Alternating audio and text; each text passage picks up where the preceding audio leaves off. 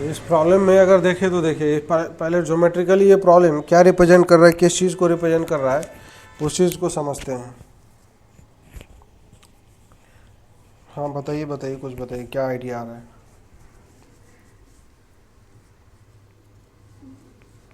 Less than equal to 10 है। Less than equal, देखिए पहले इस चीज़ को हम पूरा पूरा समझते हैं। हाँ तो मिनिमम वैल्यू मतलब मैक्सिमम वैल्यू 10 है, लेस देन इक्वल टू 10 है ना। हाँ हाँ पहले हम इस चीज़ को, हाँ हाँ ठीक है ठीक है ठीक, हाँ हाँ हाँ हाँ ठीक है ठीक है, सही है सही है। अब इस चीज़ को समझते हैं पूरा कंप्लीट, इसका इंफॉर्मेशन समझते हैं, और भी कई सारा जानकारी इसके बारे में हम ले लेंगे। तो पहले हम इस क्वेश्चन को ना समझ के पहले कॉन्सेप्ट समझते हैं, वो ज़्यादा बेहतर होगा, जो आगे भी कोऑर्डिनेट ज्योमेट्री के अंदर भी काम आएगा, है कि नहीं। उस चीज़ को हम लोग सब लोग समझते हैं। तो जैसे अगर बात करें इसमें, अगर जिस तरीके से दिया हुआ है ना, जिस तरीके से कन्फिग्रेशन है तो जैसे अगर लिखा रहे, इस तरीके से अगर लिखा रहे कि जैसे mod of z minus z1 plus mod of z minus z2 is equal to कोई कांस्टेंट दिया है, कांस्टेंट इक्वल टू k है कि नहीं।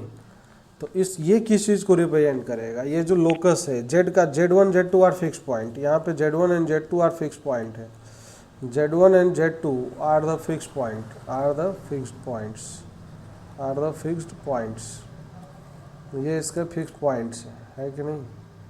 z1 and z2 are the fixed points. अब इसमें अगर बात करें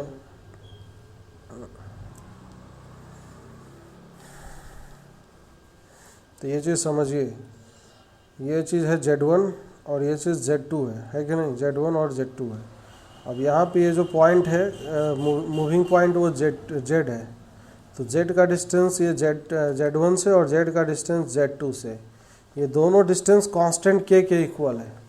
तो कांस्टेंट k के इक्वल अगर आता है ना, तो यहाँ पे दो पार्ट में ये चीज़ें डिफाइन होती है, इस चीज़ को बहुत अच्छे से समझिएगा।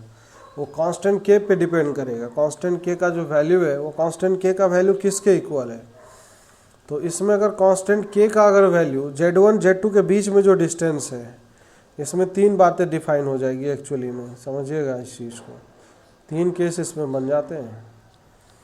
अगर z1 z2 के बीच का दूरी z1 माइनस z2, एक तो लेस देन k होगा, एक z1 minus z2 z1 mine, चाहे k इज़ ग्रेटर देन, यहाँ पे ऐसे भी बोल सकते हैं k इज़ ग्रेटर देन, ऐसे लिखे तो ज़्यादा अच्छा समझ में आएगा, k is greater than mod of z1 minus of z2 and k is equal to mod of z1 minus में z2 and k is less than this is mod of z1 minus of z2, इसके बीच का दूरी से कम है। तो अगर ऐसा होता है जब k का value greater than z1 minus z2 है, तो हमेशा ये त्रिभुज होगा, त्रिभुज बनाएगा। समझ में आ रहा है कि नहीं, क्योंकि ट्रायंगल इनइक्वलिटी वाला जो लॉ है वो सेटिस्फाई करेगा। समझ में आ रहा है, ट्रायंगल इनइक्वलिटी तो एक ट्रायंगल बनाएगा। तो ऐसे पॉइंट का locus, the locus of the point which moves in such a way that the sum of the distance from the two fix point remains always constant, तो उसका जो लोकस आता है वो इलिप्स आ जाता है। इस केस में लोकस ऑफ जेड जो होगा, वो लोकस ऑफ जेड जो हो जाएगा, locus of Z will be ellipse, locus of Z will be ellipse हो जाएगा, है कि नहीं। ट्रायंगल बनेगा तो locus of Z will be ellipse आ जाएगा। इस चीज़ को ध्यान रखना है कि नहीं। ये बहुत इंपॉर्टेंट बात कर रहे हैं अभी हम। ये एक्चुअली क्वेश्चन में पूछा गया आपके एग्जाम्स में, कॉम्प्लेक्स नंबर में नहीं पूछा है, वो कोऑर्डिनेट ज्योमेट्री में क्वेश्चन पूछा था। 2 बार क्वेश्चन पूछा है, 2-3 बार पूछा है अलग अलग तरीके से। मैं वो भी अभी लिंकेज करके बता दूंगा। k इक्वल टू जब मॉड ऑफ z1 z2 होगा, तो k का वैल्यू मॉड z1 z2 के बराबर होगा। इसका मतलब क्या है, इस केस में जो सेकंड केस है, सभी लोग समझिएगा इस चीज़ को। इस केस में क्या होगा, इस केस में ये बन जाएगा सर, ये जो एक्सप्रेशन ऊपर वाला, ये एक्सप्रेशन बन जाएगा sir mod of z minus z1 plus क्या बन जाएगा, mod of z minus of z2। This is equal to में क्या बन जाएगा, this is mod of z1 minus z2 बन जाएगा। बनेगा कि नहीं बनेगा। तो ये ऐसा केस बनेगा। तो कल भी हम बताए थे, उस केस में z इसी लाइन पे लाई करने लग जाता है, z1 z2 को ज्वाइन करने वाला जो लाइन है उसके ऊपर लाई करता है। तो इस केस में जो z का लोकस होगा, इस केस में locus of z will be line segment, line नहीं, straight line infinitely extendable line होता है, लेकिन यहाँ पे जेड का दायरा फिक्स है, वो Z1 Z2 के बीच में ही रहेगा, है कि नहीं। Will be locus of Z will be line segment के बराबर होगा, है कि नहीं। Line segment joining Z1 and Z2 विस्तृत चर्चा कर रहे हैं हम इसके बारे में कि कोई दिक्कत ना रहे, समझ में आ रहा है। अब केस 3 में अगर बात करते हैं, इसी में केस 3 जब k का value less than Z1 minus Z2 होगा, समझिएगा k का वैल्यू जब less than Z1 minus Z2 हो जाएगा, इसका क्या मतलब है, इसका ये मतलब है कि ये जो k किसके इक्वल है, इसके इक्वल है, ये mod of Z minus Z1 plus mod of Z minus Z2 is less than this is mod of Z1 minus Z2। क्या ये पॉसिबल है क्या, ये सोच के बताइए, ये चीज़ पॉसिबल कभी नहीं हो पाएगा। अरे या तो 3 पॉइंट मिलके ट्रायंगल बनाएगा या तो 3 पॉइंट स्ट्रेट लाइन बनाएगा। तो जब स्ट्रेट लाइन बनाएगा तो ये वाला केस आएगा k equal to Z1 minus Z2। अब जब बाहर रहेगा तो ट्रायंगल लॉ को फॉलो करेगा, तो पहला और दूसरा को होल्ड करे तो तीसरे वाले में जो लोकस आएगा नल आएगा, मतलब नल सेट आएगा इसका आंसर। मतलब locus of Z will be null, मतलब कुछ नहीं होगा, दिस इज नथिंग, कुछ नहीं लिखा है। तो locus of Z is null set, ये नल सेट आएगा, इसमें कुछ नहीं होगा, कोई एक्सप्रेस नहीं करेगा, है कि नहीं। तो यहाँ से ये दो बातें। अब हमें पहले क्या है, जब भी कोई कंडीशन दिया रहेगा तो हमें Z1 Z2 के बीच का दूरी निकाल के देखना पड़ेगा, है कि नहीं। तो इलिप्स का मैं यहाँ पे लोकस भी लिख रहा हूँ कि कन्फ्यूजन ना हो, एक अल्टरनेट डेफिनेशन होता है। वैसे ये सब चीज़ें हम पढ़ेंगे कोऑर्डिनेट ज्योमेट्री बहुत विस्तार से, अभी थोड़ा नया लगेगा, लेकिन क्या है कि दिमाग में बिठा लीजिए। इलिप्स का ऐसे भी डिफाइन होता है, it is locus of the point which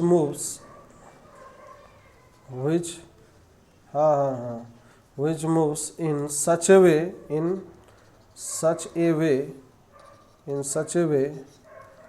that the sum of its distance from the two fixed points remains always constant. Two fixed points remains always constant.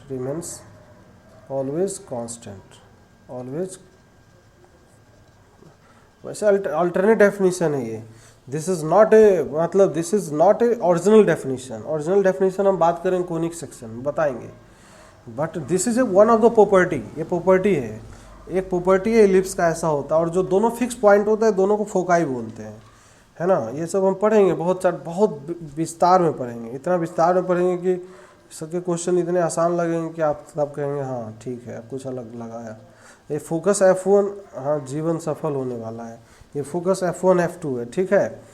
तो यहाँ पे अगर कोई मूविंग पॉइंट ऐसा है कि सर इसका डिस्टेंस यहाँ से और इसका डिस्टेंस यहाँ से, चाहे S1 S2 भी रिप्रेजेंट करते हैं कई जगह, S1 S2 से जनरल स्टैंडर्ड नोटेशन में, है कि नहीं। तो ये S1 है और ये S2 है और ये पॉइंट मूविंग पॉइंट है। तो ये P of S1, point P का दूरी S1 से, पॉइंट P का दूरी S2 से कांस्टेंट दैट इज 2a के बराबर अगर सेमी मेजर एक्सिस के इक्वल भी होता है। ये this 2a length is called length of major axis, this is length of major axis भी होता है, वो सब बात करेंगे वहाँ पे, लेकिन आप लोगों को थोड़ा बहुत आइडिया होगा इसलिए कर ले रहे हैं। वैसे इतना चर्चा यहाँ नहीं करना चाहिए, लेकिन आ गया है, अब लगन ने क्वेश्चन उठा लिया, अच्छा इसीलिए दिया भी था हमने कि कौन इस पे सोचता है, क्या क्या करता है, देखते हैं। हम ये पर्पज से क्वेश्चन भी दिए थे। तो एक्चुअली क्या होगा ना, इस इलिप्स पे हम कोई भी पॉइंट लेंगे, यहाँ पे भी अगर पॉइंट रखेंगे तो उसका ये प्रॉपर्टी आएगा कि सर इसका दूरी यहाँ से, इसका दूरी यहाँ से, समझ में आ रहा है। हम पहले फीलिंग बता रहे हैं, फीलिंग समझना ज़्यादा ज़रूरी है। वो भी सर 2a के बराबर ही आएगा, ये है इलिप्स का प्रॉपर्टी, समझ में आया सबको। और इसी में अगर सम की जगह डिफरेंस अगर ले लेते तो वो जो डिफरेंस है, वो डिफरेंस अगर डिफरेंस कांस्टेंट होता है तो हाइपरबोला बन जाएगा, हाइपरबोला का वो प्रॉपर्टी होता है। अगर यहीं पे ये चीज़ हो जाता P of S1 minus P of S2, इसका जो डिफरेंस है ये d से 2a के इक्वल आता, तो P का जो लोकस होता है वो P का लोकस हो जाएगा सर हाइपरबोला हो जाएगा, समझ में आया। लेकिन यहाँ पे कंस्ट्रेंट होता है, ऐसा नहीं कि कुछ भी 2a लिख देंगे तो हो जाएगा, नहीं, दैट 2a का value must be greater than S1 and S2 के बीच का डिस्टेंस से ज़्यादा होना चाहिए। समझ में आ रहा है? तो मतलब तभी इलिप्स होगा ये। 2a must be greater than distance between S1 and S2, तभी एक्चुअली ये चीज़ इलिप्स को रिप्रेजेंट करेगा। नहीं तो अगर इक्वल अगर हो गया ना, इक्वल सर्कल नहीं देवता, इक्वल अगर हो गया तो पॉइंट P इसी लाइन पे लाई कर जाएगा ना। नहीं समझ में आ रहा। अगर इक्वल हो गया distance between P of S1, समझिएगा इस चीज़ को, हम बोल रहे हैं जब P of S1 point P इसी पे लाई कर जाएगा तो P of S1 plus P of S2 उस कांस्टेंट के इक्वल आ जाएगा, उसके ज़्यादा, उससे ग्रेटर नहीं रहेगा, तो फिर दिक्कत आ जाएगी उस केस में। अभी तो ऊपर क्या समझा रहे थे, यही चीज़ तो समझा रहे थे। ट्रायंगल इनइक्वलिटी होल्ड नहीं करेगा तो ट्रायंगल बनाएगा ही नहीं। ट्रायंगल बनाना चाहिए ना, तभी तो इलिप्स बनेगा। तीनों पॉइंट को मिलाएंगे इस तरीके से तभी तो इलिप्स बन पाएगा, नहीं तो इलिप्स बनेगा ही नहीं। जैसे कोऑर्डिनेट ज्योमेट्री में किस तरीके के क्वेश्चन दिखाई देते हैं, मैं वो थोड़ा सा बस एक आइडिया लेके बता रहा हूँ। जैसे ऐसे होता है, जैसे point P X comma Y is a moving point and it is given the relation like this. ये सर x-1 का whole square plus Y square plus this is under root of, ये लिखा है x प्लस ऑफ 1 का whole square plus of Y square, this is equal to. अब यहाँ पे value हम अलग अलग कर देते हैं, 3 केस ले रहे हैं हम, समझिएगा सभी लोग। एक पहला केस में हम दे देते हैं, और सर पहला केस में हम 3 दे देते हैं, ठीक है। दूसरे केस में इसका यही चीज़ में सब कुछ सेम रखेंगे, बस हम कांस्टेंट का वैल्यू चेंज करने वाले हैं, ये चीज़। और plus this is x plus of 1 का whole square Y square equal to में 2 दे रहे हैं। और तीसरा केस में हम इसी में दे दे रहे हैं अंडर रूट ऑफ x-1 का whole square plus Y square plus of this is under root of x plus 1 का whole square plus of Y square, this is equal to में हम दे देते हैं यहाँ पे 1.5 देते हैं, चाहे 1 दे देते हैं, चलिए ठीक है, 2 से कम दे दिया। तो अब ये 3 केस में अलग अलग लोकस आएंगे, क्या क्या आएगा तो एक्चुअली में पहले फील करना है इन चीज़ों को कि एक्चुअली में ये क्या लिखा है सर ज्योमेट्रिकली। किसी को फील हो रहा है क्या? कोऑर्डिनेट ज्योमेट्री में फील करना, अभी कॉम्प्लेक्स की बात नहीं कर रहे हम, सब इंटरलिंक्ड है, लेकिन यहीं से कॉन्सेप्ट तो बदल थोड़े जाएगा। हम कोऑर्डिनेट ज्योमेट्री से पहले बात कर रहे हैं, समझ में आ रहा है सभी को? ये क्या लिखा है, किस चीज़ का फॉर्मूला लिखा है? डिस्टेंस फॉर्मूला लिखा है। कहाँ से डिस्टेंस है? From where, which point? 1,0, 1,0। सब लोग समझिए इस चीज़ को। देखिए अब यहाँ पे एक कोई मूविंग पॉइंट P है, पी एक्स कॉमा वाई है। इसका सर ये जो लिखा है ना, ये इस तरीके से जो आपने लिख दिया है, ये डिस्टेंस है फ्रॉम 1,0, 1,0 इस पॉइंट पे आएगा, और ये माइनस ऑफ 1,0 इस पॉइंट पे आएगा। समझ में आ रहा है? अब यहाँ से अगर बात करते हैं तो ये इसको ज्वाइन कर देंगे और इधर से इसको ज्वाइन कर देंगे।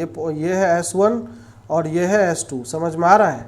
अब यहाँ से अगर इस चीज़ को अगर देखें तो पॉइंट P का S1 से डिस्टेंस, पॉइंट P का S1 से P ऑफ S1 डिस्टेंस क्या है?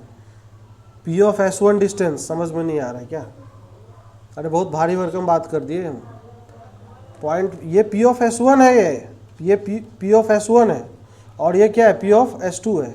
तो सर एक मूविंग पॉइंट है जिसका P of S1 plus P of S2, इसका डिस्टेंस का सम सर 3 के इक्वल है।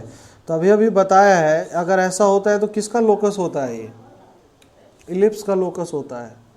तो मतलब पॉइंट P किस पे लाई करेगा? इलिप्स पे लाई करेगा। समझ में आ रहा है? लेकिन सर ऐसे नहीं डायरेक्टली हम ढेचू कर देंगे। सर ने कुछ एक्स्ट्रा चीज़ भी बोला था, उसको ध्यान रखने के लिए। ध्यान ये रखना था कि इसके बीच का दूरी निकालना था। S1 S2 के बीच का दूरी कितना है? यहाँ पे 2 है, 2। तो क्या ये जो डिस्टेंस 3 है, 3 2 से ज़्यादा है कि कम है? सर 2 से ज़्यादा है, 3 है, 3 आ रहा है। तो इसका मतलब तभी इलिप्स बनाएगा। नहीं समझ में आया? तो अब जाके ये इलिप्स है। अब पहले इलिप्स नहीं था ये, अब इलिप्स हुआ। अब दूसरे वाले केस में क्या है? दूसरे वाले केस में इलिप्स आएगा क्या? दूसरे वाले में सर इलिप्स नहीं आएगा। क्यों नहीं आएगा इलिप्स? बराबर है तो इक्वल है, तो ट्रायंगल बनाएगा ही नहीं सर, ये कोलिनियर हो जाएंगे, पॉइंट कोलिनियर हो जाएंगे। नहीं समझ में आएगा? ढेंचुओं को। समझ में आ रहा भैया? अब हम बोल रहे हैं ये पॉइंट है -1,0 और ये है 1,0 और इस पे पॉइंट होगा तभी ना actually P of S1 plus P of S2 बराबर क्या आएगा, 2a के इक्वल आएगा, 2 के बराबर आ रहा है कि नहीं आ रहा है? तो इसका मतलब this is representing A line segment, ये एक लाइन सेगमेंट को रिप्रेजेंट कर रहा है। लाइन सेगमेंट है इसका लोकस, लाइन सेगमेंट है। Line segment joining what, joining -1,0 and 1,0। अब तीसरे वाले में अगर बात करें तो क्या होगा आंसर? तीसरे वाले कुछ नहीं आएगा, तीसरे वाले में नल आएगा। क्यों? ये तो सबसे मिनिमम था, ये 2 से छोटा हो सकता है क्या कभी इसका वैल्यू? नहीं हो सकता। तो लेकिन ये तो 1 दिया है, तो इसका मतलब इस केस में नल सेट आएगा, नथिंग, कोई लोकस नहीं होगा, नल सेट। अब इसी क्वेश्चन को आप देखिएगा ना किताब वगैरह में, इतना लंबा चौड़ा सॉल्व किया हुआ है कि आपका देखने का मन नहीं करेगा। स्क्वायरिंग करते हैं दोनों तरफ, एक बार नहीं 2-2 बार। समझ में आ रहा है? तब जाकर रूट उठाता है, इतना मेहनत करने के बाद जाके इलिप्स बताते हैं कि आप देखो भैया ये इलिप्स आया। अबे अगर कॉन्सेप्ट क्लियर है तो एक लाइन में दिखेगा कि ये इलिप्स है। चीज़ें पता तो होनी चाहिए पहले ढंग से। यहाँ ढंग से चीज़ें पता ही नहीं है, ट्रिक बनाने चल रहे हैं लोग को देखता हूँ मैं ना, ट्रिक बनाते रहते हैं फालतू के क्वेश्चन से हम। अबे पूरा कॉन्सेप्ट बताओ ना, इसका अपने आप ट्रिक निकाल लेंगे बच्चे, अपने आप कर लेंगे, सारा कुछ कर लेगा वो। ज्ञान तो पहले पूरा होना चाहिए। चलिए अब यहाँ पे ये जो क्वेश्चन था, खैर इसका बात करेंगे अब हम। क्या दिखाए, कौन सा चीज?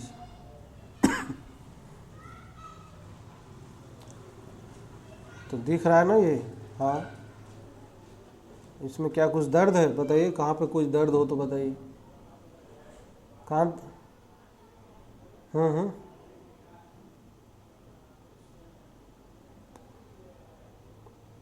कौन सा 2 बोल रहे हैं? कौन सा 2 बोल रहे हैं? कौन सा 2? ये वाला ना, ये वाला। हाँ हाँ हाँ हाँ हाँ हाँ हाँ, सही बात है। तो ये पॉइंट कहीं भी हो सकता है ना, ये इसके बीच में कहीं भी हो सकता है। अरे S2 पे भी हो सकता है वो।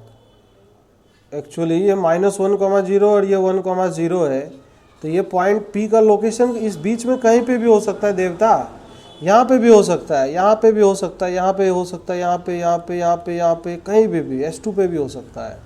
क्यों नहीं हो सकता है? S2 पे भी हो सकता है। S2 is it self the part of this.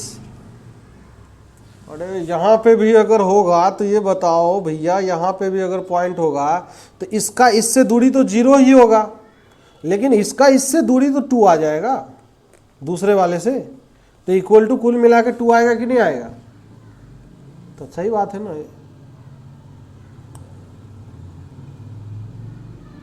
बीच में कौन सा पॉइंट? तो काहे नहीं होगा ये बताइए। हम यहाँ पे अगर ले लेते हैं, वही चीज़ तो समझा रहे तब से, अगर हम यहाँ पे पॉइंट को ले लेते हैं तो इसका डिस्टेंस सर यहाँ से और सर इसका डिस्टेंस यहाँ से, इन दोनों का सम जो होगा ये टोटल स्ट्रेट लाइन के इक्वल नहीं आ जाएगा? नहीं समझ में आया, अभी भी नहीं आया। ये S1, अरे P of S1 plus P of S2 का सम बराबर ये AB के बराबर S1 S2 के बराबर नहीं आएगा? कैसी बातें कर रहे हैं? समझ में आया? हाँ, अब फिलहाल इस क्वेश्चन पे हम बात कर रहे थे। पहले तो इतना राम कहानी अगर समझ में आ गया तो आगे चलेंगे हम। समझ में आया कि नहीं? अब ये जो क्वेश्चन है, अब देखिए ये जो क्वेश्चन है एक लाइन में ख़त्म होगा। Mod of Z plus 1 plus क्या लिखा हुआ था क्वेश्चन में? ये लिखा हुआ था mod of Z plus 1 plus mod of Z minus 3 plus mod of Z minus 3 is less than equal to 10 है। तो बताए थे पहले लेस देन नहीं सोचना, पहले हमें सोचना है इक्वल टू। तो Z plus 1 plus Z minus 3 equal to कितना? 10, इक्वल टू 10 सोचना है। तो इसका मतलब क्या है? Z का दूरी किस पॉइंट से लिया जा रहा है? बताइए किस पॉइंट से लिया जा रहा है? -1 से लिया जा रहा है, और सर इधर कहाँ से लिया जा रहा है? 3 से लिया जा रहा है। समझ में आ रहा है कि नहीं? तो इसका मतलब इसका जो लोकस होगा, अब इस दोनों के बीच का दूरी कितना है सर? 4 है। तो क्या 4 से ये ज़्यादा है 10? तो इसका मतलब ये इलिप्स होगा, इसका मतलब ये इलिप्स होगा। मन को समझाते रहना है, गलती नहीं होगा एग्जाम में। समझ में आ रहा है? ये इस तरीके से ये सर पूरा इलिप्स बन जाएगा, है कि नहीं? ऐसा करके कुछ इलिप्स आएगा। अब जैसा भी होगा ऐसा एक रफ आइडिया ले रहे हैं बस। तो इस तरीके के इस पॉइंट पी का जो लोकस है वो पॉइंट पी का लोकस ये आ जाएगा, है कि नहीं? अरे कुछ समझ में आ रहा है? अगर फोकस, एक चीज़ और समझाने की बात है, फोकस इलिप्स का अगर इस एक्स एक्सिस पे लाई कर रहा है तो क्या एक्स एक्सिस इसका क्या होगा? मेजर एक्सिस होगा, और इसको सिमेट्रिकली डिवाइड भी करेगा, जैसा ऊपर होगा वैसा ही नीचे होगा। इतना तो समझ में आ रहा है ना? तो इस पे अब लेकिन इस पे लेस देन है, तो लेस देन और इक्वल टू 10 लगा हुआ है, तो लेस देन इक्वल टू 10 लगा है, इसका मतलब क्या, इसके अंदर का सारा पॉइंट आ जाएगा। अरे इसके अंदर में जितने पॉइंट है सारे के सारे आ जाएंगे ना देवता लोग, तो ये सारे लोकस में काउंट होंगे, इसके ऊपर और इसके अंदर में भी सारे पॉइंट हैं। तो जेड कहीं पे भी लाई कर सकता है कि नहीं? लेस देन है इसलिए, ग्रेटर देन होता तो बाहर हो जाता। अब जो हमसे पूछ रहा था, पूछा क्या जा रहा था, अब क्वेश्चन समझिए। क्वेश्चन में पूछा ये जा रहा था कि सर z-7 का मिनिमम मैक्सिमम वैल्यू बताइए। तो इसका मतलब 7 से दूरी पूछ रहा है, 7 कहीं पे होगा ये पॉइंट, समझ में आ रहा है? इधर नहीं समझ में आया क्या? तो 7 इधर होगा, तो हम ये बोल रहे हैं सबसे नज़दीक वाला पॉइंट कौन सा होगा सर? ये वाला होगा। अरे होगा कि नहीं? सबसे नज़दीक वाला पॉइंट यही होगा, तो सबसे मिनिमम ये देगा, और सबसे मैक्सिमम कौन देगा? ये वाला देगा। तो ये डिस्टेंस निकाल लेंगे सर, तो ये हो जाएगा z-7 का मिनिमम, और यहाँ से यहाँ तक का दूरी निकाल लेंगे तो हो जाएगा। और हम जानते हैं इलिप्स के इक्वेशन में अगर इस तरीके से लिखा होता है तो ये जो 2a है वो 2a क्या है एक्चुअली में? 2a length of major axis है, ये लेंथ ऑफ मेजर एक्सिस है। लेंथ ऑफ क्या है ये? Major axis. कुछ समझ में आ रहा है? नहीं समझ में आ रहा है? नहीं आ रहा हो तो कोई बात नहीं, कल समझ में आ जाए। तो 2a बराबर 10, तो a बराबर सर कितना आ गया? 5 आ गया। तो a बराबर 5, तो इसका मतलब बीच में कहीं सेंटर होगा इसका, होगा कि नहीं होगा? तो सेंटर मिड पॉइंट पे होता है, तो सेंटर मिड पॉइंट पे होता है, तो सेंटर का कोऑर्डिनेट बताइए सभी लोग, क्या आया होगा? ये 3 है या -1 है, तो 3 - 1 2 2 1,0 होगा। अरे होगा कि नहीं? ये 1,0 होगा, तो 1 से 5 यूनिट दूरी इधर, 5 यूनिट दूरी इधर, तो ये कितना रहा होगा? ये बताइए सभी लोग।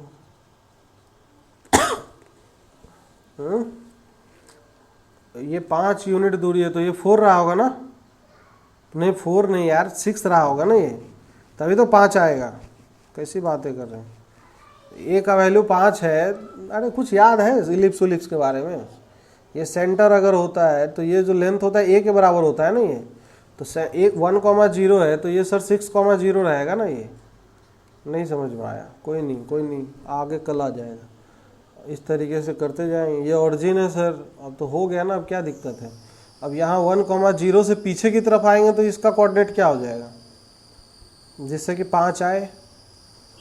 4 कितना आएगा? ये 1 यूनिट तो ये खुद हो गया, ये यहाँ से यहाँ तक, और इधर हम लेंगे 4, तो -4,0 आएगा। नहीं, इस तरीके से सब कुछ निकाले यार, वर्टेक्स वर्टेक्स सब कुछ निकाल। हमको नहीं पता ये 1,0 कैसे आया, खुद सोचिए। सेंटर है, सेंटर फोकस का मिड पॉइंट होता है सेंटर। ये अगर फोकस है और ये भी फोकस है, तो इस दोनों के बीच का मिड पॉइंट होता है सेंटर। ठीक है, सेंटर है ये, इसीलिए 1,0 आ गए। अब क्या है, अब तो हो गया ना क्वेश्चन, अब क्या दिक्कत है? ये अगर 7 है तो 7 से इसका दूरी कितना हो जाएगा? पॉइंट ए से दूरी और पॉइंट बी से दूरी बताइए। पॉइंट पी है तो पी ए का दूरी कितना आएगा? 1 आएगा। और पी बी डिस्टेंस कितना आएगा? What is P B distance? अरे पी बी डिस्टेंस बता दो ना भैया। ये 7,0 है तो पी बी डिस्टेंस नहीं बता देंगे? 7 घटा दो डायरेक्टली, 11 आ जाएगा। तो इसका मतलब 1 से 11 इसका रेंज आ जाएगा, है ना? कोई और समस्या? पूरा कहानी समझ में आया? चलो, क्या बात कर रहे हो? ऑप्शन उधर से इधर रिलेशन अगर एस्टेब्लिश करना होता है, एक कॉम्प्लेक्स नंबर को दूसरे कॉम्प्लेक्स नंबर एंगल के थ्रू अगर रिलेट करना है, तो दैट वहाँ पे ज़रूरत पड़ेगा हमें, वहाँ पे रोटेशन थ्योरम का बिल्कुल आवश्यकता पड़ता है कि नहीं? बिल्कुल ज़रूरत पड़ने वाला है। तो अभी हम पढ़ेंगे आगे चल के, कई सारी बातें पढ़ने वाले हैं। तो इसमें थोड़ा सा चर्चा अभी और कर लेते हैं हल्का फुल्का, रोटेशन को ही, बाकी हम कल कर पाएंगे, टाइम नहीं है उतना ज़्यादा। थोड़ा सा चर्चा करते हैं। जैसे अगर बात करें रोटेशन को, पहले एक बार रिवाइज कर लेते हैं। मैंने बताया था कि जैसे कभी भी कॉम्प्लेक्स नंबर में वेक्टर की तरह है, ये चीज़ है कि नहीं। This is Z1 vector and this is Z2 vector, है कि नहीं। यहाँ से अगर देखें और ये एंगल, बीच का एंगल थीटा है, तो यहाँ पे अगर हम फील कर रहे हैं कि एंटी क्लॉकवाइज अगर रोटेट किए Z1 वेक्टर को और हमें मिला क्या, Z2 वेक्टर, तो यहाँ से अगर देखें तो ये चीज़ क्या है, Z2 वेक्टर मिल रहा है। तो Z2 अपॉन में क्या है, Z2 अपॉन में मॉड ऑफ Z2 है, समझ में आ रहा है कि नहीं। इज इक्वल टू में क्या है, अब यहाँ से Z1 अपॉन में दिस इज Z1, ये ओरिजिन मान लीजिए, ओरिजिन है, दिस इज ओरिजिन, है कि ना, रेफरेंस पॉइंट डिफाइन होना चाहिए। Z1 अपॉन में this is mod of Z1, और कितना डिग्री का रोटेशन है, ई की पावर आयोटा थीटा से। रोटेशन से जो मिला उसको पहले लिखेंगे, ऐसा ध्यान रखेंगे कि सर इसके रोटेशन से ये मिला, तो जो मिला वो, और किसके रोटेशन से मिला उसमें ई की पावर आयोटा थीटा से मल्टीप्लाई कर देंगे। अच्छा, एक चीज़ मैंने बताया था कि एंटी क्लॉकवाइज सेंस में अगर रोटेट करते हैं तो थीटा का वैल्यू क्या लेते हैं, पॉजिटिव लेते हैं, है कि नहीं। ये एंटी क्लॉकवाइज सेंस में अगर रोटेशन करेंगे, और यही अगर क्लॉकवाइज सेंस में अगर रोटेशन करने बैठेंगे तो सर यहाँ पे थीटा का वैल्यू क्या ले लेंगे, निगेटिव में ले लेंगे। समझ में आ रहा है क्या किसी को। अच्छा, एक चीज़ और बताया था कि अगर हम 90 डिग्री से रोटेट करते हैं तो ई की पावर आयोटा थीटा में ई की पावर आयोटा π/2 आएगा, और ई की पावर आयोटा π/2 का डायरेक्टली वैल्यू बोला था हमने याद रखने के लिए, सर ये आयोटा के इक्वल आता है कि नहीं। मतलब किसी कॉम्प्लेक्स नंबर को अगर आयोटा से मल्टीप्लाई किया गया है तो वो कॉम्प्लेक्स प्लेन पे, इसका मतलब घूम गया है कितने डिग्री से, 90 डिग्री से घूम चुका है वो। समझ में आ रहा है। जैसे एज फॉर एग्जाम्पल मैं समझाऊँ तो जैसे और भी इसको थोड़ा फील करते हैं अच्छे तरीके से। जैसे यहाँ पे 3,4 है कि नहीं, x = 3 y = 4 है।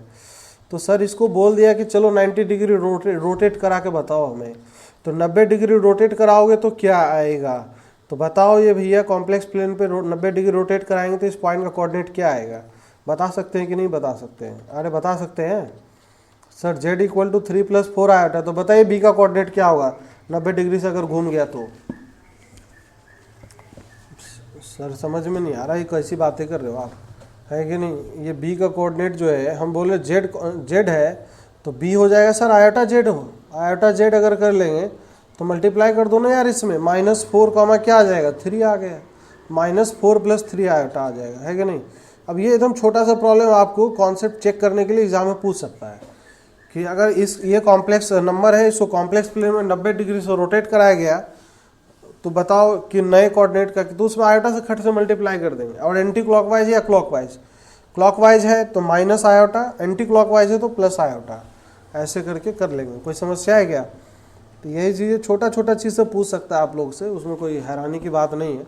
अच्छा, एक चीज़ और समझते हैं। जैसे अगर बात करें, जैसे यहाँ पे कॉम्प्लेक्स प्लेन है, ये 1 है, 1 को सर 200 हम 120 डिग्री से रोटेट करेंगे 1 को, तो 1 को ऑब्वियसली जाहिर सी बात है सर 120 डिग्री से रोटेट करेंगे तो क्या यहाँ पे कोई कॉम्प्लेक्स नंबर प्राप्त होगा, प्रकट होगा। अरे होगा कि नहीं होगा, नहीं होगा क्या, होगा सर, होगा, सही बात है, 120 डिग्री के रोटेशन से ये प्राप्त होगा। अच्छा ठीक बात है। और हम फिर से वापस से इसको भी 120 डिग्री नचाने वाले हैं, इसको भी 120 डिग्री नचा देंगे तो सर एक कॉम्प्लेक्स नंबर ये भी मिलेगा फिर से। तो अब हमें बताना है पॉइंट ए और पॉइंट बी का कोऑर्डिनेट क्या होगा, बताइए सभी लोग जल्दी से फटाफट, क्या होगा। इसको रोटेट करा दिया गया, पॉइंट पी को 120 से रोटेट कराया गया, फिर उसको रोटेट कराया गया 120 से, तो बताना है कि ए और बी का क्या होगा कॉम्प्लेक्स नंबर, है कि नहीं। ये होगा ना इसका कोऑर्डिनेट, नहीं समझ में आया, -1/2 प्लस आयोटा √3/2 आएगा ना देवता लोग। बी का क्या आ जाएगा, बी का, हाँ सर उसका इमेज बस सिमेट्री मार दिए हम सर, माइनस लगा दिए थोड़ा सा दोनों तरफ, हैं ऐसा किए ना। अरे वो भी वेक्टर को नचाना था, ओ1 को 120 से फिर नचा दे रहे हैं, तो हम नचा दे रहे, वो भी वेक्टर बराबर OA वेक्टर इंटू ई की पावर आयोटा 2π/3 तो है ही ये पहले से, और फिर से इसको हम नचाने वाले 120 से, तो इसमें मल्टीप्लाई कर देंगे ना टी की पावर आइटा 2π/3 से। तो ओए हम ये चीज़ करना मतलब ये चीज़ चाह रहे हैं कि ये लोग सब लोग करें, ई की पावर आइटा 4π/3। चाहे यहीं से भी डायरेक्ट फील कर सकते हैं 240 का रोटेशन, तो एक ही बात हो जाएगा, कोई फ़र्क नहीं पड़ने वाला। हाँ तो आ गया ना, जो भी है समझ में आ रहा है। तो इस तरीके से आंसर आ जाएगा, है कि नहीं, उसमें कौन सी बड़ी बात है। ई की पावर आइटा, जैसे अब यहाँ पे अगर 1 रख दें, जैसे ये जो वेक्टर था 1, ये 1 था ना, दिस इज ये 1 था, तो 1 लिख दीजिए, इसमें क्या दिक्कत है, ये 1 हो जाएगा। तो यहाँ से ई की पावर आइटा ये हो जाएगा cos ऑफ 4π/3 अब प्लस आयोटा साइन 4π/3, है कि नहीं। cos पाई प्लस π/3 कितना आएगा, माइनस ऑफ 1/2 आ जाएगा, माइनस में आयोटा √3/2 आ जाएगा, है कि नहीं। तो वो भी वेक्टर आ जाएगा इस तरीके से। कोई समस्या है क्या। तो आ गया आंसर इसमें, ऐसे कर लेंगे सॉल्व। इसको ये आ गया और एक पॉइंट ये आ गया। तो एक्चुअली ये कुछ है, इसीलिए मैंने इसको निकलवाया है। ये है एक्चुअली में क्यूब रूट ऑफ यूनिटी। ये है ओमेगा सर, ये है ओमेगा, और ये है सर ओमेगा स्क्वायर। पता नहीं ये कैसी बातें कर रहा है, कहाँ से ओमेगा स्क्वायर सब ले आया। अभी करने वाले उसके बारे में चर्चा करने वाले। पत्थर रखिए, है कि नहीं, पत्थर रखना है अभी, कोई दिक्कत नहीं है, कोई समस्या वाली बात नहीं है। अभी हम करेंगे nth रूट ऑफ यूनिटी के बारे में चर्चा करेंगे सीधा। nth root of unity, nth root of unity, सीधा इसके बारे में चर्चा करेंगे। तो उसी में हम समझ लेंगे डिमाइवर्स थ्योरम वगैरह भी समझ लेंगे। डिमाइवर्स नाम का एक व्यक्ति था, उसने थ्योरम दिया था कि भैया जैसे ये cos theta plus iota sine theta है, ठीक है, तो इसका पावर में अगर n रखते हैं, तो इन्होंने बोला था कि 2 बातें बोला था। पहली बात कि ये जो वैल्यू होगा, this is the complete value, this will change to cos of n theta plus iota sine n theta. Power जो है ये नीचे कूद के आ जाएगा, यहाँ पे नीचे आर्गूमेंट में आ गया, ठीक है। ये तब होगा, this is the complete value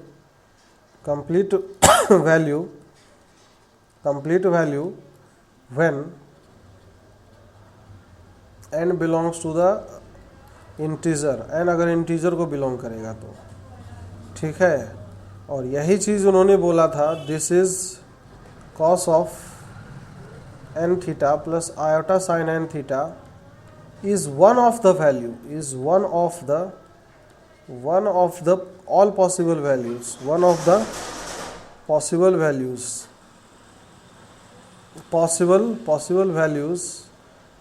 when n belongs to rational number, when n belongs to rational number मतलब p/q के फॉर्म में अगर हो, यही ना होता है, where q is not equal to 0। समझ में आ रहा है। और यहाँ पे p और q ऐसा होना चाहिए, 1 में इंटीजर नहीं आना चाहिए, मतलब n is not equal to integer, ये भी लिखना पड़ेगा। n is not equal to integer and n is a rational number. समझ में आ रहा है, मतलब रैशनल नंबर, एक्चुअली इंटीजर भी रैशनल नंबर में आ जाता है ना। तो इस केस में जो एक्चुअली वैल्यू होता है ना, जब ये पावर n होगा, तो बोला था उन्होंने कि एक ही वैल्यू होगा उस केस में। लेकिन जब पावर फ्रैक्शन में होगा तो एक वैल्यू नहीं होगा, इसके बहुत सारे वैल्यू होंगे। लेकिन अगर आप फिर भी पावर को उतारते हो नीचे, तो ये एक वैल्यू देगा, बहुत अनेकों वैल्यू में से एक वैल्यू देगा। अब ये अनेकों वैल्यू में अनेक वैल्यू कैसे निकालेंगे वो भी निकालना हम सीख लेंगे अभी, है कि नहीं। तो इसके लिए ये कैसे आता है, पहले उस चीज़ को थोड़ा फील कर लेते हैं।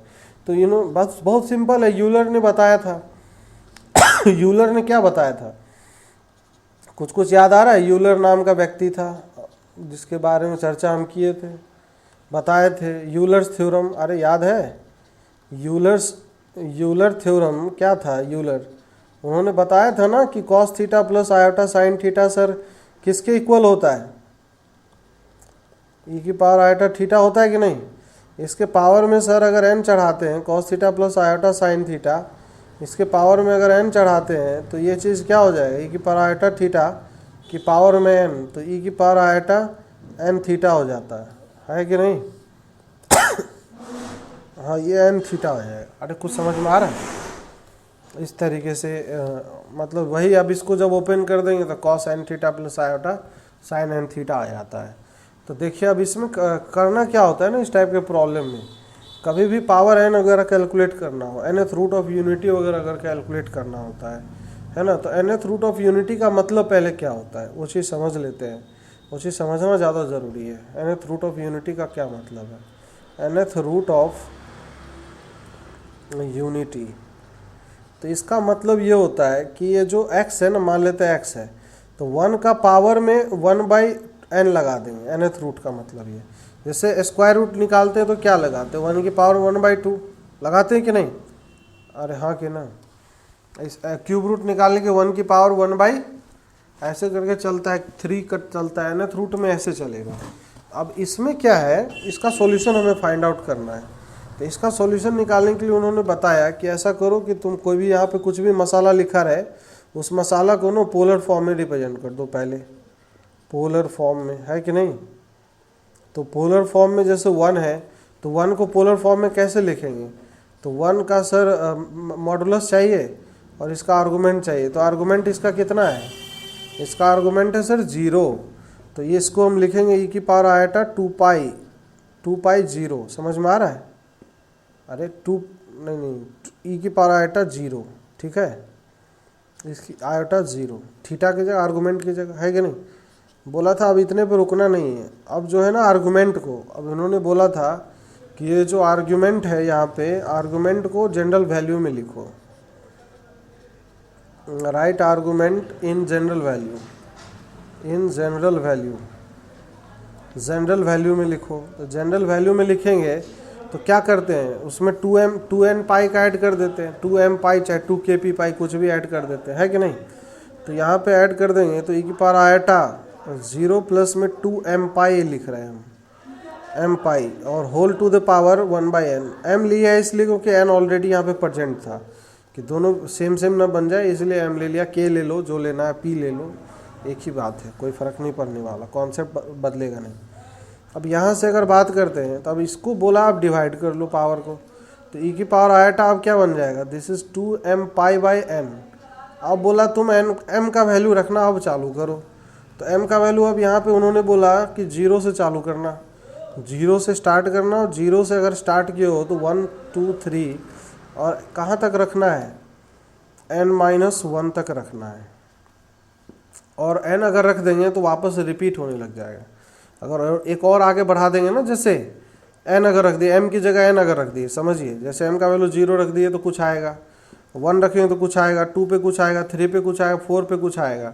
तो जब हम यहाँ पे m की जगह n रख देंगे तो e की पावर आयटा 2 पाई आ जाएगा, और e की पावर आयटा 2 पाई समझिएगा, और e की पावर आयटा 2 ये 0, e की पावर आयटा 0 और e की पावर आयटा 2 पाई, ये दोनों एक ही है कि अलग अलग है, अरे एक ही है ना, ये नहीं समझ में आया क्या।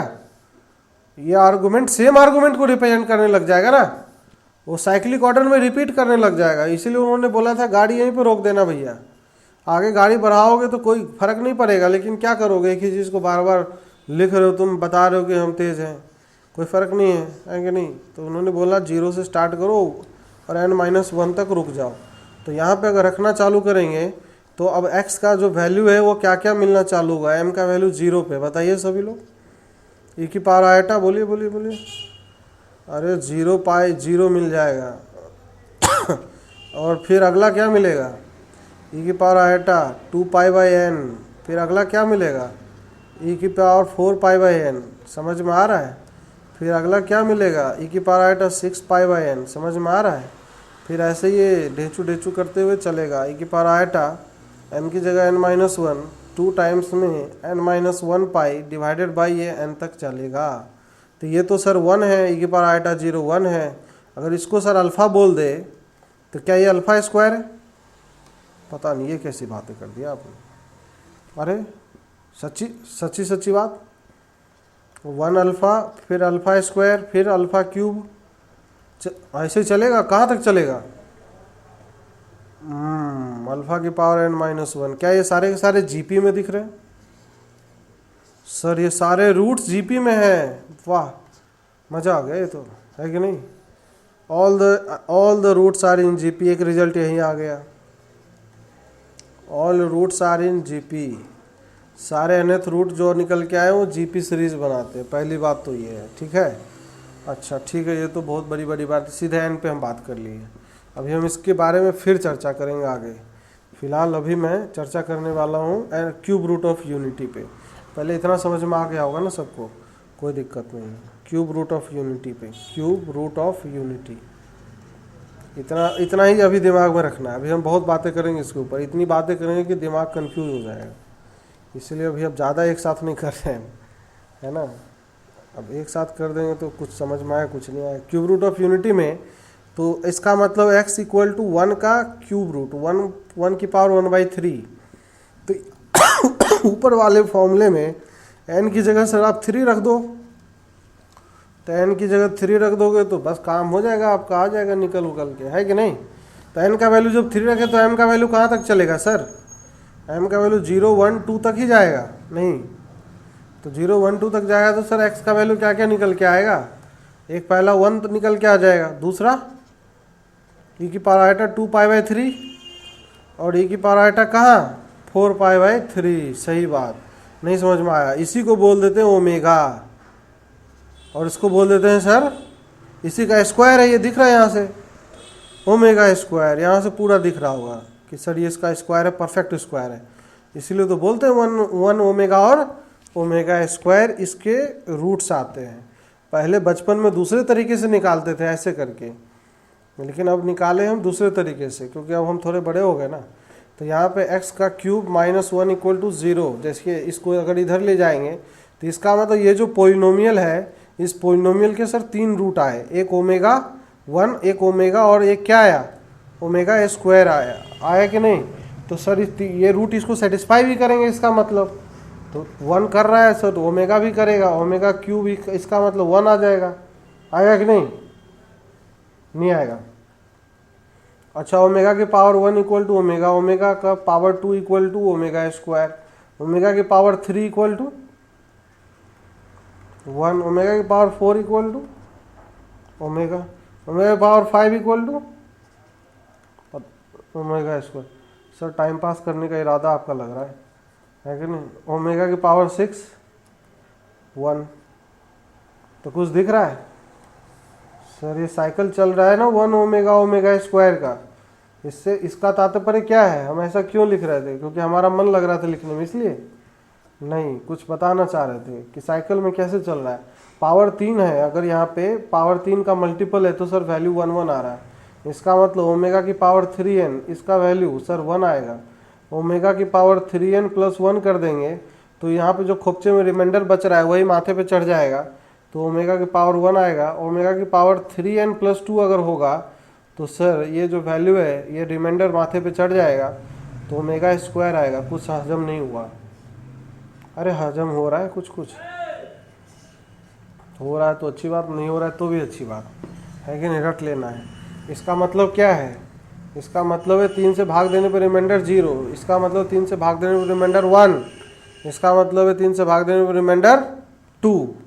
अब कितना भी पावर चढ़ा दे, डरना है क्या उससे, नहीं। अब भाई अब पूछ ले कि बताओ ओमेगा की पावर बता दे तू, चल बता 97। सर इतना बड़ा पावर तो आपने बताया ही नहीं, आपने ओमेगा 3 से भाग दे दिया क्या खट से। सर रिमाइंडर 1 आ गया, हाँ ओमेगा आ जाएगा। अब तो लगता है सर हम तेज हो गए, है कि नहीं। तो ऐसे ही करना है भैया एग्जाम में, ठीक है। चलिए अब इसमें ये सब बातें हो गई, छोटी छोटी बातें। और एक बात कर लेते हैं, ठीक, बाकी और भी करेंगे, हम बहुत बातें करेंगे, वो भी ओमेगा पे भी खूब चर्चाएं करेंगे पूरा कुछ बता देंगे, सारा कन्फिग्रेशन दिमाग में अगर सेट हो गया तो फिर क्वेश्चन तो ऐसे ही हवा में हो जाएगा। हाँ, जैसे ये जो इक्वेशन था x³ - 1 इक्वल टू 0, इसको अगर फैक्टराइज करते हैं x - 1 into X square plus में x plus of 1 equal to 0, तो यहाँ से दो बातें निकल के आती है सर। यहाँ से एक x इक्वल टू 1 आ गया और एक एक्स स्क्वायर प्लस में x plus 1 equal to 0। Sir एक ऐसा क्वाड्रेटिक है जिसका d लेस देन 0 है, मतलब दोनों रूट कॉम्प्लेक्स होंगे। तो कॉम्प्लेक्स रूट वही है सर जो ओमेगा और ओमेगा स्क्वायर, तो इसके रूट होंगे ओमेगा और ओमेगा स्क्वायर, यही बात है सर, है कि नहीं।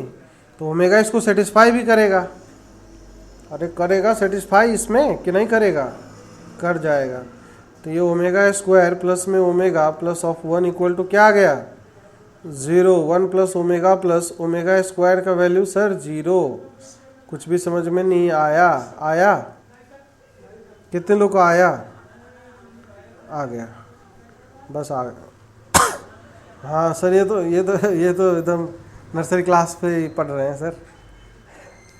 हाँ सही बात है। अब यहाँ पे अब बचपन वाला नहीं आएगा ना, अब अगला थोड़ा सा मैं इसमें ट्विस्ट कर दे रहा हूँ। जैसे देखते हैं कितने लोग सही सही बता पाते हैं। 1 प्लस ओमेगा की पावर में लैम्डा प्लस ओमेगा की पावर में ओमेगा स्क्वायर की पावर में लैम्डा, और इसका वैल्यू क्या आएगा? दो केस देता हूँ। जब लैम्डा इक्वल टू 3n मतलब 3 का मल्टीपल है, और जब lambda naught equal to 3n है तो क्या आंसर आएगा? बता दीजिए फटाक से।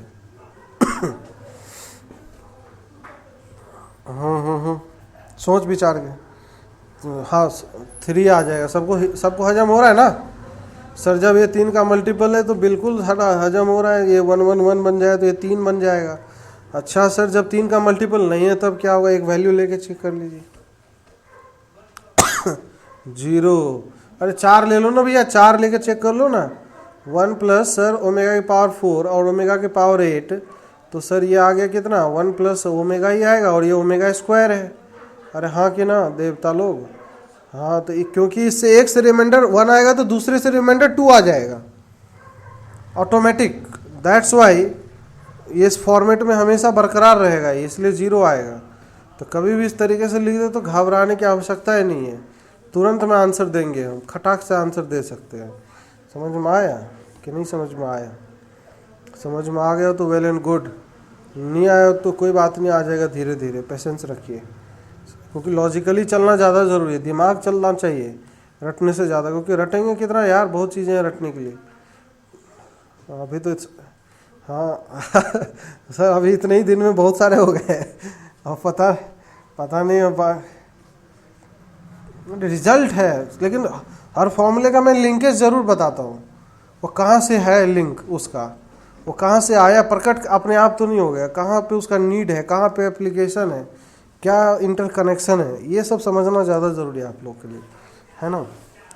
चलिए, तो बाकी बातें हम करते हैं, और भी बहुत कुछ है कि नहीं। अब इसी को जैसे कल करते हैं, अभी करेंगे ओमेगा से स्टार्ट करेंगे चर्चाएं। बाकी एक बार रिवाइज ज़रूर कर लीजिएगा सभी लोग, डी मोइवर्स थ्योरम वगैरह सब जो थ्योरम वगैरह बताए हैं, क्योंकि इस पे हम अभी और चर्चा करने वाले हैं। nth रूट ऑफ यूनिटी पे जनरलाइज रिजल्ट के बारे में बात करेंगे हम। तो जनरलाइज रिजल्ट पे भी एक आध बार क्वेश्चन आए हुए हैं, तो हम पूरा ज्ञान लेके जाएंगे यहाँ से कि एग्जाम में कोई भी क्वेश्चन आए तो उसको हम क्रैक कर लेंगे, ठीक है ना। और बाकी nth root of cube root of unity omega square पे तो PhD करने वाले पूरा फुल पूरा इक्वेशन से, ज्योमेट्री से, जहाँ तहाँ से, हर जगह से देखेंगे। अभी कल बातें करते हैं और चलिए ठीक है।